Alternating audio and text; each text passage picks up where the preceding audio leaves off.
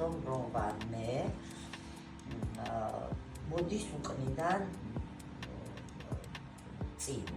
ანუ მე ვარ, ჩემს უკან არიან ჩემი მშობლები, მე იმათი მშობლები, ჩემი წინ ჩემი შვილი, მე იმისი შვილი და ასე შემდეგ. თუ ეს ციკლი და ნაკადი დარღვეულია, რაც ხშირ შემთხვევაში საქართველოში განსაკუთრებით ნოერებსაც თავისი ფსიქოლოგია აქვს დარღვეული, იმიტომ რომ ხშირ შემთხვევაში შვილები ხდებიან თავისი მშობლების მშობლები და ის მშობლები ყავთ როგორც მშობლები, ისევე თავიანთ საკუთარი შვილების მიმართ.